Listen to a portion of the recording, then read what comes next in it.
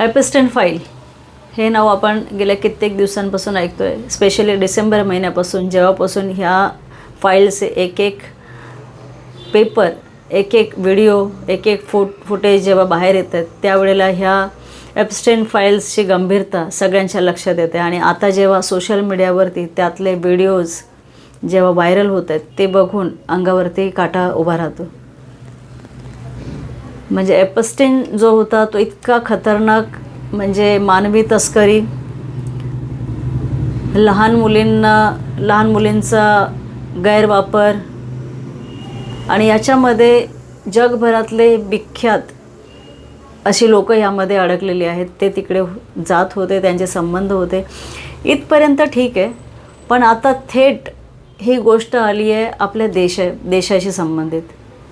आपल्या देशाचे पंतप्रधान नरेंद्र मोदी यांचं नाव त्या एपिस्टेन फाईलमध्ये आलेलं आहे की मोदी फक्त ट्रम्पच्या फायद्यासाठी त्यांनी एपिस्टेनकडे सल्ला मागितला आणि त्यानुसार ते इस्रायलमध्ये गेले 2017ला. आणि तिकडे जाऊन इस्रायलमध्ये त्यांनी ट्रम्पसाठी तिकडे नाचलेसुद्धा आणि त्या गोष्टी कामी आल्या, असं त्या मेलमध्ये लिहिलेलं आहे. आता ही गोष्ट खरं तर अत्यंत चीड आणण्यासारखी आहे की ह्या एपिस्टेन फाईलमध्ये आपले पंतप्रधान नरेंद्र मोदी यांचं नाव येणं आणि त्यानंतर अमेरिकेने भारतावरचा टॅरिफ कमी केला आणि तो फक्त नरेंद्र मोदींमुळे झाला, याच्यासाठी आपल्या इथल्या नेत्यांनी त्यांचं जंगी स्वागत केलं, इतका मोठा पुष्पहार त्यांच्या गळ्यात घातला. म्हणजे हे काय चालू आहे मला समजत नाही. भाजपच्या लोकांना नक्की दाखवायचं आहे काय की इतक्या मोठ्या ह्या रॅकेटमध्ये आपल्या देशाच्या पंतप्रधानांचं नाव येतं. एक व्हिडिओसुद्धा कालपासून सगळीकडे व्हायरल होतो आहे नरेंद्र मोदींचा. या गोष्टीवरती संसदेमध्ये कोणालाही, जे अध्यक्ष बसलेले आहेत भाजपचे, संसदेत कोणालाही या विषयावरती बोलायला देत नाहीत. म्हणजे काय चालू आहे?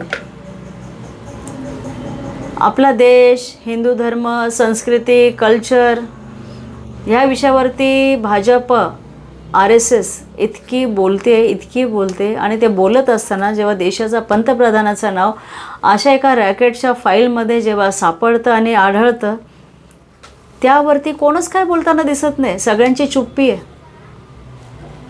म्हणजे आज आपल्या भारत देशातली करोडो जनता जी आहे ती या विषयावरती उत्तर मागते पंतप्रधानांकडे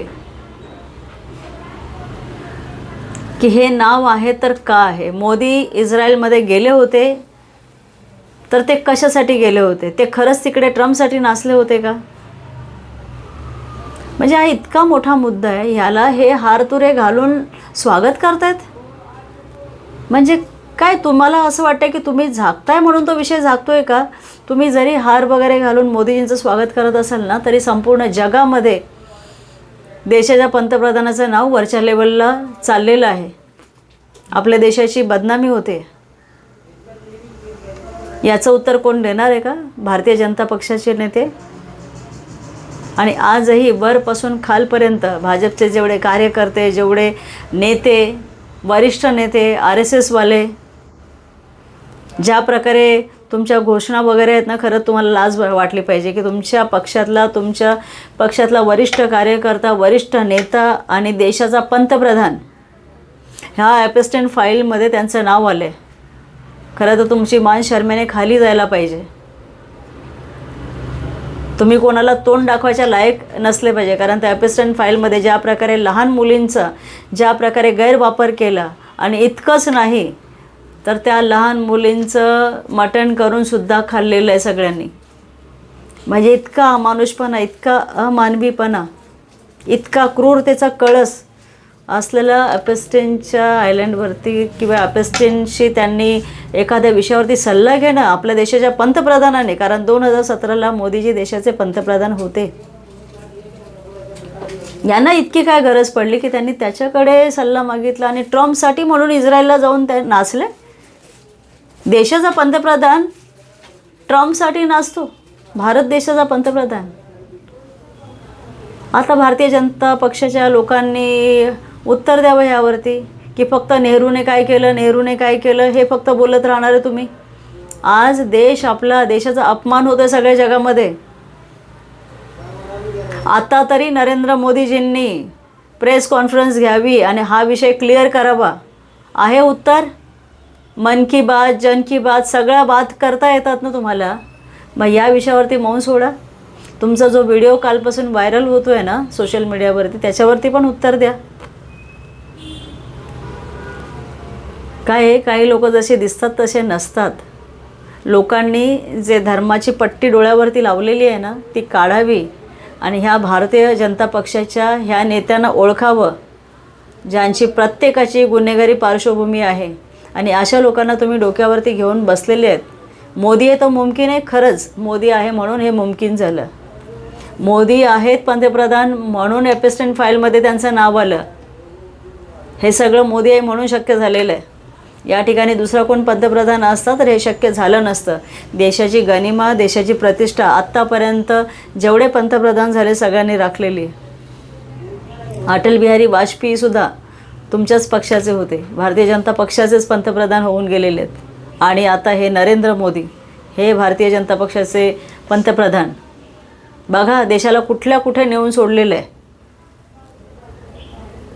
ज्या वेळेला लोकांनी थोडीशी बुद्धी चालवायला पाहिजे, ज्या वेळेला अमेरिकेमधून काही माल आपल्या देशामध्ये येतो तेव्हा आपला देश त्याच्यावरती 0 टॅरिफ घेतं, 0. आणि आपल्या देशातला माल जेव्हा अमेरिकेमध्ये जातो तेव्हा अमेरिका आपल्याकडून टॅरिफ वसूल करते. आणि जो टॅरिफ वसूल करते, आता मोदी जाऊन आला आणि आता तो टक्के कमी केले, म्हणजे आता 18% टॅरिफ घेणार, म्हणजे कमी केले ना. हे स्वागतार्ह आहे का? खरंच मोदीजींना हार तुरे घालून त्यांचं स्वागत करण्यासारखी गोष्ट आहे का? जर एवढी घट्ट मैत्री आहे ना, जर मोदीजी ट्रम्पसाठी नाचतात ना इस्रायलला जाऊन, तर ज्या प्रकारे भारतामध्ये आपण त्यांच्याकडे 0 टॅरिफ घेतो ना त्या प्रकारे त्या ट्रम्पला सुद्धा सांगा की भारतातल्या मालावरती 0 टॅरिफ लावली पाहिजे. ते 18% पण का? म्हणजे इथल्या लोकांनी इतकं मूर्ख समजतं. खरोखर आम्ही मूर्ख बनलो, कारण तुम्ही सांगितलं आम्हाला की नोटबंदी एका रात्रीत तुम्ही केली, आम्ही ती स्वीकारली.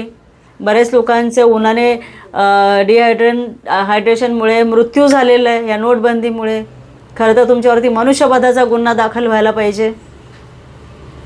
लोक हॉस्पिटलला असताना पैसे काढू शकले नाही बिलं भरायला. किती जणांच्या मुलींची लग्न असताना ते पैसे काढू शकले नाही. मोजकी रक्कम निघत होती बँकांमधून. आणि त्या टेन्शनने कितीतरी मुलींचे वडील ज्यांची लग्न तोंडावरती त्यांना हार्ट अटॅक आलेला आहे. मोदीजींवरती मनुष्यवधाचा गुन्हा नोंद व्हायला पाहिजे. ती नोटबंदी आम्ही स्वीकारली. त्यानंतर कोविड आला, आम्हाला तुम्ही टाळ्या वाजवायला लावल्या, आम्हाला घंटी वाजवायला लावली, आम्हाला थाळ्या वाजवायला लावल्या. आम्ही मूर्ख बनलो. पण मोदीजी तुम्ही किती मूर्ख बनवणार? लोकांचा विश्वास होता म्हणून लोक मूर्ख बनले की मोदी आहे तो मुमकिन है, मोदी आहे तो कोरोना भी भाग जाएगा. पण आता मोदींमुळे काय काय मुमकिन झालं नाही, इथल्या लोकांनी हा विचार केला पाहिजे की मोदीजींचं नाव एपिस्टन फाईलमध्ये आलं कसं. तो मेल जो आहे तो उघडकीस आलेला आहे की मोदीजी गेलेले, आणि रेकॉर्डेड आहे. मोदी इस्रायलला गेले होते 2017मध्ये. ते एक व्हिडिओ जेव्हा एपिस्टन फाईलचे बाहेर येतात आणि जेव्हा ते आपण बघतो ना तेव्हा इतकी चीड येते ना देशाच्या पंतप्रधानावरती, इतकी चीड येते. तेव्हा आता तरी मोदीजी लोकांच्या समोर या आणि उत्तर द्या या विषयावरती की तुमची माणसं अशीच ह्या गोष्टीवरती पांघरून घालणार आहे. पण ह्या देशाच्या संपूर्ण इतिहासामध्ये असा पंतप्रधान ना कधी झाला ना याच्यापुढे कधी होणार आहे. अजूनही विचार करावा जनतेने आपल्या भारत देशाच्या.